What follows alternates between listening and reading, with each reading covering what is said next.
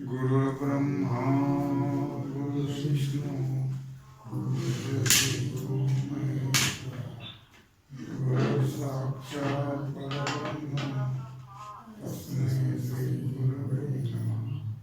शंकरं शंकराचार्यं केशवं बादरायणं सूत्रभाष्यकृतो वन्दे भगवन्तः पुनः पुनः। विचार सागर रहस्य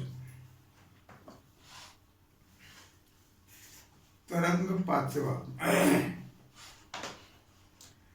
हेडिंग 14वी मायेचे लक्षण व सिद्धी।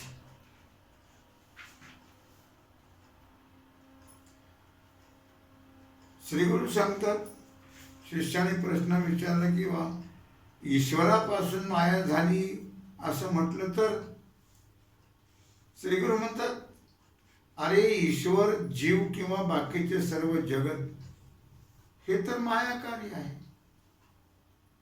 ईश्वर सुद्धा मायाकारी आहे, जीवही सगळं प्रपंचच मायाकारी आहे ना। मग प्रथम मायेची सिद्धी झाल्या वाचून ईश्वर जीव किंवा जगत यांचं स्वरूप सिद्ध होणार नाही। कारण सिद्ध झाल्याशिवाय कार्य सिद्ध होत नाही। म्हणून ईश्वरापासून माया उत्पन्न झाली असं म्हणता येईल का? नाही। तसं म्हटलं तर पुत्रापासून पित्याची उत्पत्ती होते असं म्हणावं लागेल। कार्यापासून कारणाची उत्पत्ती असं म्हणावं लागेल, कारण पुत्र हे कार्य आहे, पिता कारण आहे। अशा रीतीने माया उत्पत्ती रहित आहे म्हणून अनादि आहे। कळलं का? ब्रह्मज्ञानाने मायेचा नाश होतो म्हणून माया अंतवान आहे। कळलं? ब्रह्मज्ञानाने मायेचा म्हणून अंतवान आहे। स्वतः स्वतःहून विलक्षण आहे म्हणून मिथ्या आहे। टप्पे लक्षात असू देत। काय? माया उत्पत्ती रहित आहे म्हणून अनादि आहे। काय? ब्रह्मज्ञानाचा नाश होतो म्हणून माया अंतवान आहे आणि स्वतः स्वतःहून विलक्षण आहे म्हणून मिथ्या आहे। सतही नाही ना सतही नाही। मग ज्याचा तिन्ही काली बाध होत नाही त्याला सत म्हणतात। त्रिकालाबाधित, तिन्ही काली त्याचा बाध होत नाही त्याला सत म्हणतात। असं फक्त चैतन्यच आहे। माया ब्रह्मज्ञानाने बाधित होते। जसं रज्जूचं ज्ञान झालं की सर्प बाधित होत, त्याप्रमाणे ब्रह्माचं ज्ञान झालं की माया बाधित होते। म्हणून स्वतःहून विलक्षण आहे। ज्याची तिन्ही काली प्रतीती होत नाही ते शशशृंग, शशाचे शृंग आहे का? शशाला शिंग नाही, मग प्रतीती कशी काय नाही येणार? आकाश पुष्प, आकाशाला फुलच नाही तर कसं काय दिसेल? याप्रमाणे असत असते, तशी माया असत आहे। माया किंवा माया कार्य याची ब्रह्मज्ञानाहून पूर्वी तिन्ही अवस्थेत प्रतीती होते। तिन्ही अवस्थेत ती अशी, मी अज्ञानी आहे, ब्रह्म जाणत नाही, अशी जागृतीमध्ये मायेची प्रतीती होते। ही मायेची प्रतीती आहे, मी अज्ञानी आहे, ब्रह्म जाणत नाही, स्वप्नामध्ये जी अनंत पदार्थ प्रतीत होतात, स्वप्नामध्ये दिसतं का नाही? काय गाडी दिसेल, घोडं दिसेल, उंट दिसेल, वाघ दिसेल, डोंगर दिसेल, झाडं दिसतील, अनेक पदार्थ दिसतात की नाही? ते मायाकारी आहे सगळे.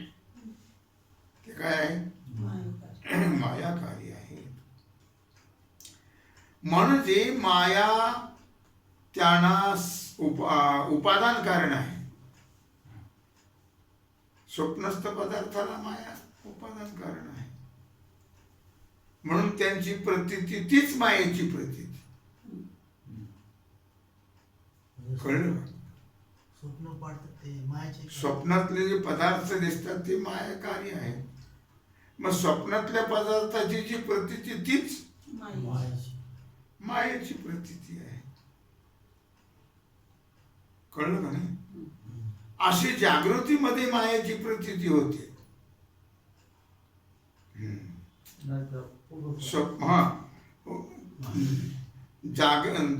अशी जागृतीमध्ये मायेची प्रतीती होते.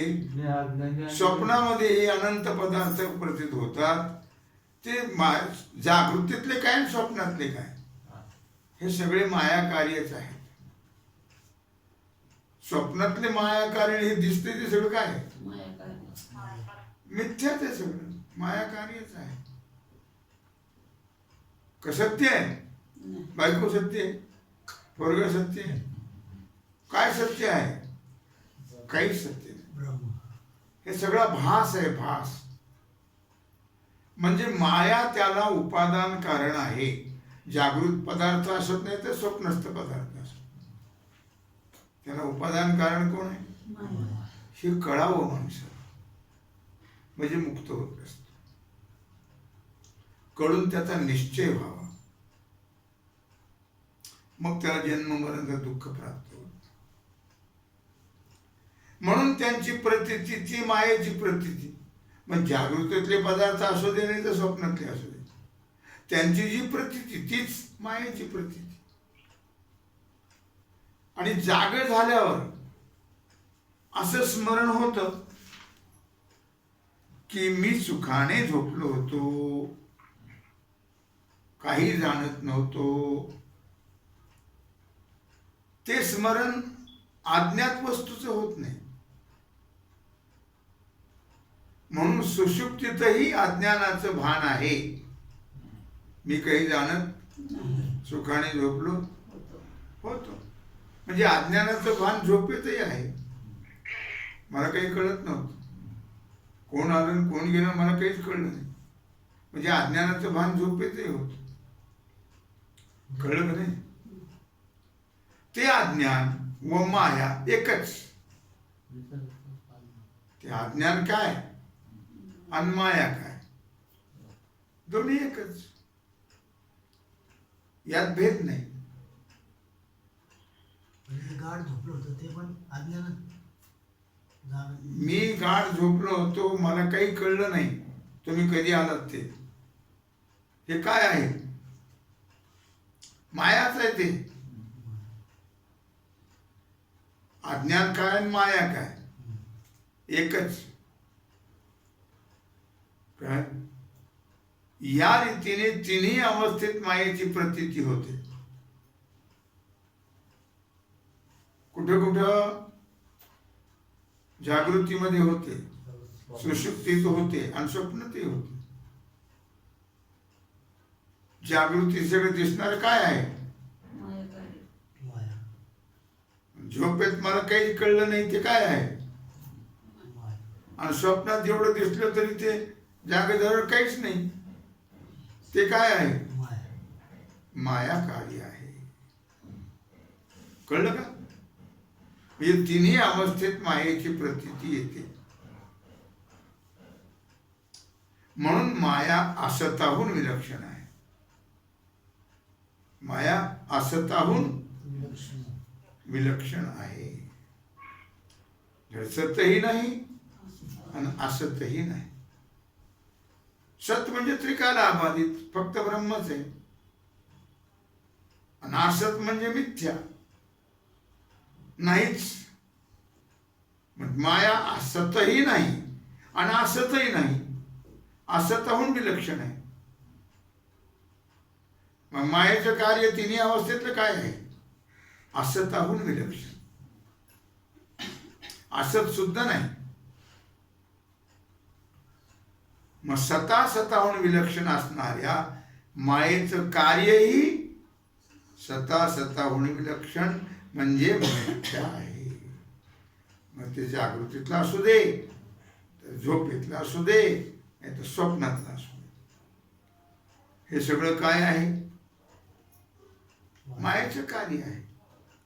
आणि मायेचं कार्य आहे म्हणून सताहून विलक्षण मिथ्या आहे. म्हणून माऊली म्हटले लटिका, म्हटले का नाही माऊली? काय म्हटले? लटिका व्यवहार सर्व हा संसार, वाया एरझार हरिविण. लटिका व्यवहार सर्व हा संसार, वाया एरझार हरिविण. सगळं लटके का नाही? का खरं आहे? कोण खरं आहे? काय खरं आहे? आपला देहही खरा नाही, बायका पोरं खरे नाही, प्रपंचही खरा नाही. लटिका व्यवहार हे कळावं आणि निश्चय व्हावा, मग मुक्त होत. कळलं का? म्हणून सगळं मिथ्या आहे की नाही? मिथ्या. त्यालाच अनिर्वचनीय म्हणतात. काय म्हणतात? म्हणून माया व तिचं कार्य, वेद, गुरु इत्यादी सर्व पदार्थापासून द्वैताची सिद्धी होत नाही.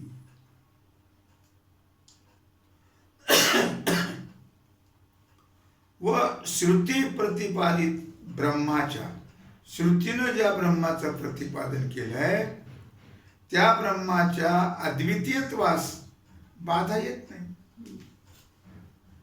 अद्वितीयत्व एकच आहे, ते बाकी नाहीच काही, तर कशी बाधा येईल?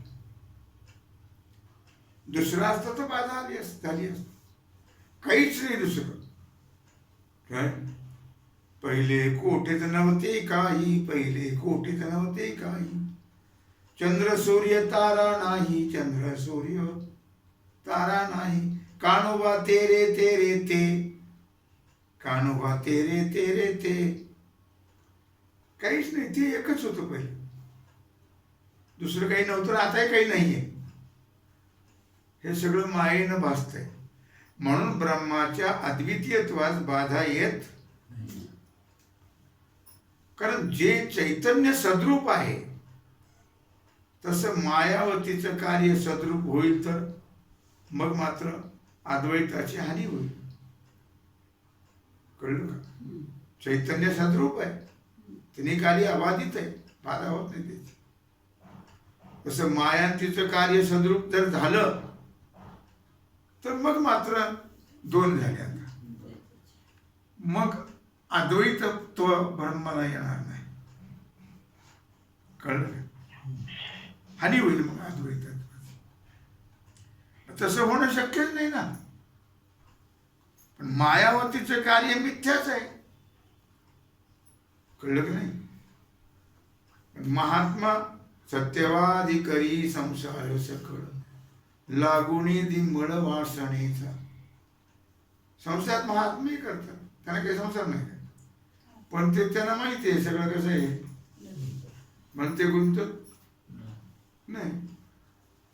मिथ्या खोट आहे सगळं. म्हणजे बायकोशी भांडत नाही, म्हातारीलाही मारित नाही, म्हातारीचा मार खात नाही. मिथ्याच म्हटल्यावर काय प्रश्न राहिला? काय कुठे करायचं काम आहे? आलं लक्षामध्ये? म्हणून द्वैत सिद्ध होत नाही. दुसरं पाहिजे ना द्वैत सिद्ध व्हायचं, दोन पाहिजे ना. एकच आहे ब्रह्म. माया तर सगळी मिथ्याच आहे, माया कार्य माया. मग कसं काय द्वैत सिद्ध होईल? व ब्रह्माच्या अद्वितीयत्वाची हानी होत नाही. जसं उदाहरण दिलं, स्वप्नातले पदार्थ सत्य आहेत का मिथ्या आहेत? मिथ्या. मिथ्या आहेत. एकाला लॉटरीचा नंबर लागला स्वप्नात आणि मग ते पैसे कुठं खिशाने भरते, धोत्रात गोळा करते आणि जागा झाल्यावर खिशात हात घालून धोत्रात बघ इकडे बघतो 5 पैसे बी नाही. अरे एवढे पैसे मिळाले तर मिळाले म्हणजे खोटे ते खरं. तसा लटिका व्यवहार. किती मिळवा धन मिळविले कोडी, सांगा ती नाही रे कवडी. नाही तर काय हिंमत आहे तिकडे. कळलं का? काही नाहीच आहे. करा तुम्हाला घालवा आयुष्य फुकट. आता पोटाकरता करावं लागतं पण पोटाला इतकं लागत नाही. तेवढे पोट त्याचा केवढा भोबाट.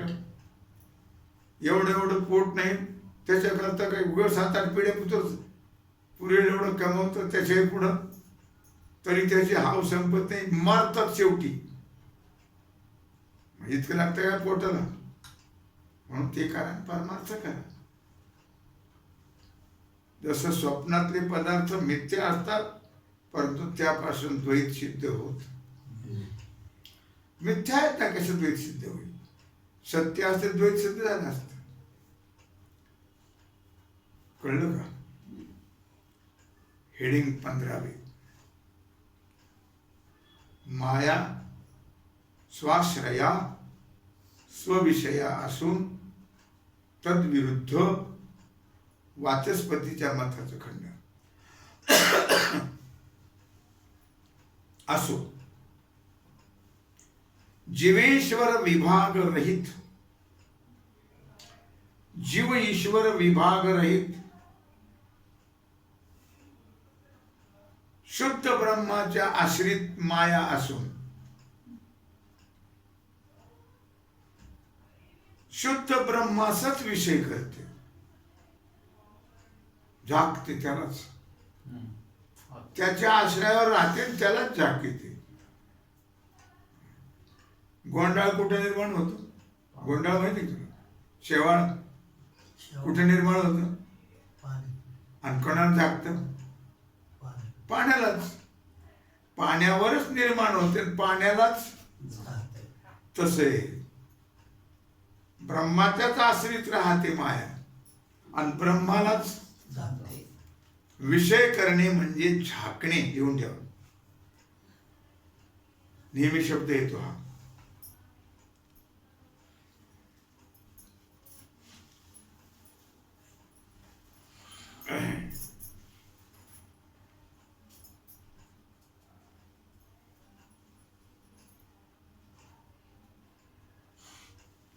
ज्याप्रमाणे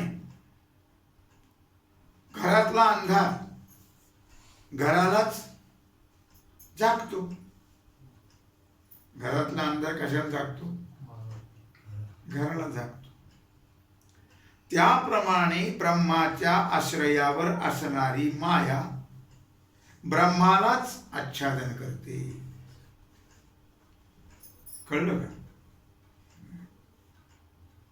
बायको कोणाच्या आधारावर येते? नवऱ्याच्या. आणि नवऱ्यालाच दाबते. आवाज करायचा नाही माझ्या पुढं. आणि त्याच्याच आश्रयावर आली आणि त्याच्यावरच पुन्हा पगडा. तसंच आहे, ब्रह्माच्या आश्रयावर राहते आणि ब्रह्मालाच. म्हातारा बोलायला गेलं तर हॅट माझा नवरा आहे, मी वाटेल ते करेल. तुम्ही बोलायचं? बिचारी नाही बोलू शकत. तसं आहे ब्रह्माचं. त्याच्याच आश्रयावर राहते आणि त्यालाच झाकते. लक्षामध्ये संक्षेप शारीरिककार. संक्षेप शारीरिककार कोण आहेत? सर्वज्ञात्म मुनी. लिहून ठेवा बाजूला. सर्वज्ञात्म मुनी.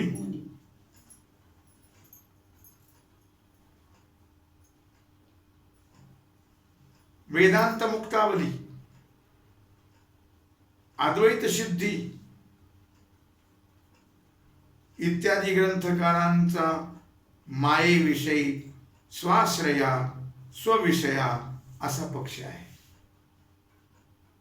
स्वाश्रया म्हणजे ब्रह्माच्या आश्रित राहते आणि ब्रह्मालाच विषय करते म्हणजे जागते. या सगळ्या लोकांचा हा पक्ष आहे. भामती निबंधकार वाचस्पती मिश्रा ते वेगळ्या मताचे आहेत. त्यांचं असं म्हणणं आहे की बा मी अज्ञानी आहे, ब्रह्म जाणत नाही. या प्रतीतीमध्ये मी शब्दाचा अर्थ जीव हा आणि अज्ञानी म्हणजे अज्ञानाचा आश्रय आहे. काय जीव कोणाच्या आश्रयावर आहे? आणि ब्रह्म जाणत नाही, ब्रह्म जाणत या अनुभवाने ते अज्ञान ब्रह्माला विषय करते म्हणजे झाकते ब्रह्माला, असं वाचस्पतीचं मत आहे. म्हणून अज्ञान जीवाश्रित आहे. जीवाच्या आश्रयावर उत्पन्न झालं, जीवालाच कळू देत नाही.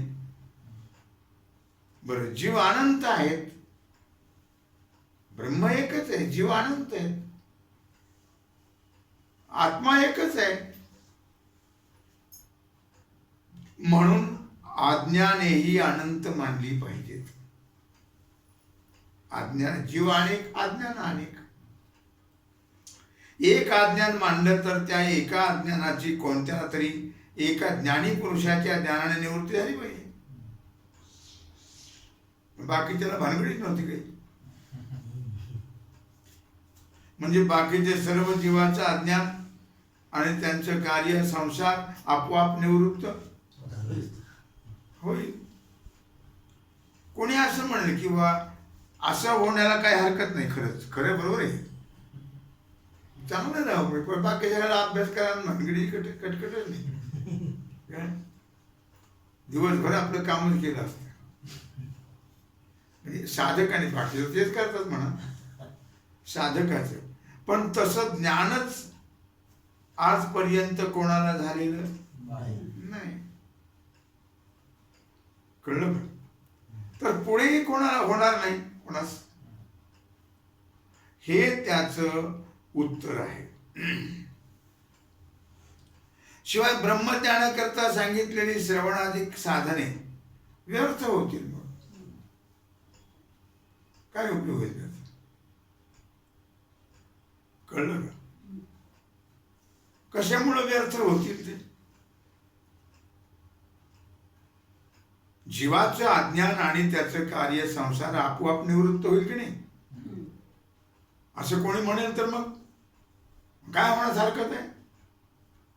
मग तसं ज्ञानच आजपर्यंत कोणाला झालेलं नाही आणि पुढेही होणार नाही. शिवाय ब्रह्मज्ञानाकरता सांगितलेली श्रवणाधिक साधने व्यर्थ होतील. मग असं ज्ञान झालं कोणाला तर.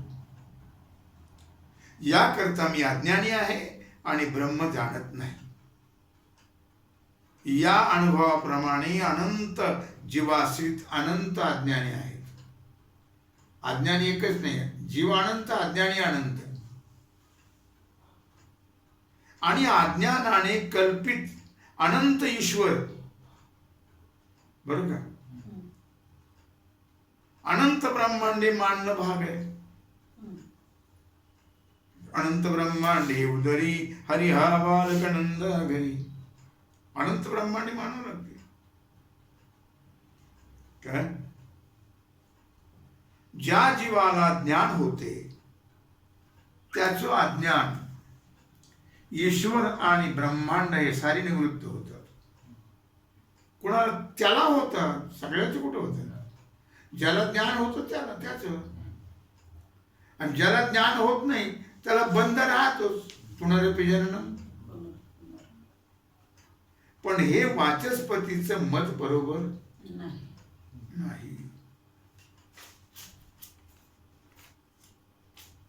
कारण जीवाच्या अज्ञानाने ईश्वर कल्पित म्हणजे ईश्वर अनंत मानून जीवजीवातील सृष्टीचा भेद मानणं हे श्रुतीच्या विरुद्ध नव्हे. काय? श्रुतीच्या विरुद्ध आहे. नवे नवे कदाचित निबंधकारांनी ईश्वर आणि सृष्टी एकच मानून फक्त अनंत जीवाश्रित अनंत अज्ञाने मांडली, तरीही ते बरोबर नाही. अनंत जीवाच्या आश्रित अनंत अज्ञाने आहेत, ते सुद्धा बरोबर नाही. कारण अनंत अज्ञानाची ईश्वर आणि सृष्टी ही अनंत मानलीच पाहिजे. याच करता वाचस्पतीने ईश्वर व सृष्टी अनंत मानली आहे. एक अज्ञान मानणाऱ्याला एका ज्ञान झालं असता, त्या ज्ञानाने साधना वाचून सर्वाला मोक्ष होईल. एकाचं अज्ञान गेलं की सर्वांचं गेलं, कसं होईल ना. व ज्ञानामध्ये निष्फळता प्राप्त होईल असा दोष दिला होता. एकाला ज्ञान झालं, एक अज्ञान सगळ्याला मांडलं तर मग एकाला ज्ञान झालं की सगळं अज्ञान जाईल काय, आणि ज्ञान साधने फुकट जातील सगळी, काही उपयोग होणार नाही. पण अनंत अज्ञाने मांडली असताही तशाच प्रकारचा दोष वाचस्पतीच्या मतावरही येतो. कारण अनंत अज्ञानवान जीवापैकी एक जीवा ज्ञान झालं तरी त्याला मोक्ष होणार नाही. सगळ्यांना मग जायला पाहिजे ना. सगळ्याचं अज्ञान एका जीवाची आणि जर गेलं आणि अनंत अज्ञानवान ज्यापैकी एका जीवा ज्ञान झालं समजा, तर त्याला मोक्ष मिळेल की नाही मिळणार. ज्याचं अज्ञान जाईल त्याला ज्ञान होईल, त्याला मोक्ष मिळेल. असं काय त्याला मोक्ष कसं मिळेल, नाही मिळणार. कारण अनंत अज्ञान आहे, अनंत जीव आहेत, अनंत अज्ञान आहेत. कारण बाकीच्या जीवाच्या अज्ञानाचं आवरण ब्रह्मावर राहणारच ना. आणि सर्वांना ज्ञान होईल त्यावेळी एकदम सर्व मुक्त होणार. आता सर्व ज्ञान कधी होईल? सर्वांनी अभ्यास तर केला पाहिजे. ऐकायला तयार नाही तर अभ्यास काय करतात? जप करून देवाचं नाव घेत नाही. मग एकट्याच ज्ञान होऊन उपयोग आहे का? नाही. म्हणून ज्ञान साधने व्यर्थ होणारच. याकरिता स्वाश्रया स्वविषया असं पहिल्या रीतीने एकच अज्ञान मानणं चांगलं. अज्ञान माया एकच. हे एक अज्ञान जीवेश्वराश्रित नाही, कारण जीवेश्वर अज्ञानाची कार्य आहेत. जीवेश्वराचे आश्रित नाही, मुळात तेच तर अज्ञानाचे कार्य आहे. जगताच्या प्रतीतीची व्यवस्था लागण्याकरता अज्ञानाची कल्पना करणं आवश्यक आहे. त्याशिवाय जगताची व्यवस्था लागणार नाही. हे आरंभी सांगितलंच आहे. म्हणून अज्ञान कल्पित आहे आणि कल्पित पदार्थाला आश्रय आवश्यक असावाच. कारण कल्पित नेहमी अधिष्ठानावर अवलंबून असते. कळलं का? प्रथम ब्रह्माश्रित अज्ञान मांडलं. अज्ञान कल्पित आहे म्हणून त्याला आश्रय असलाच पाहिजे. प्रथम ब्रह्माश्रित अज्ञान मांडलं तरच त्याचं कार्य जीवेश्वरही होतील. म्हणून शुद्ध ब्रह्माश्रित अज्ञान असून ते अनादि आहे. रज्जूच्या अज्ञानाने सर्पभान होते. ते अज्ञान रज्जूच्या ठिकाणी आधीपासूनच आहे. याचा विचार करू जर लागलो आपण तर रज्जूच्या उत्पत्तीपासून रज्जूच्या ठिकाणी अज्ञान आहे असं म्हणावं लागेल. त्याप्रमाणे ब्रह्माचं अज्ञान ब्रह्माच्या ठिकाणी कधीपासून आहे हा विचार जर करायला लागलो आपण तर ब्रह्माच्या उत्पत्तीपासून असं म्हणावं लागेल. नाही असं म्हणता येईल का? कसं म्हणता? आता ब्रह्माला उत्पत्ती काय? कारण ब्रह्म अनादि आहे म्हणून त्यावरील कल्पित अज्ञानही अनादीच मानलं पाहिजे. मग त्या दोघांच्या कल्पित बंध संबंधापासून उत्पन्न होणारे जीवेश्वर भावही अनादीच म्हटले पाहिजेत. अशा प्रकारे झालेली सेवा भगवत चरणी समर्पित करून राहिला जो सेवेचा भाग आहे तो आपण उद्या पाहू. पुंडलिक वरदे हर विठ्ठल श्री ज्ञानदेव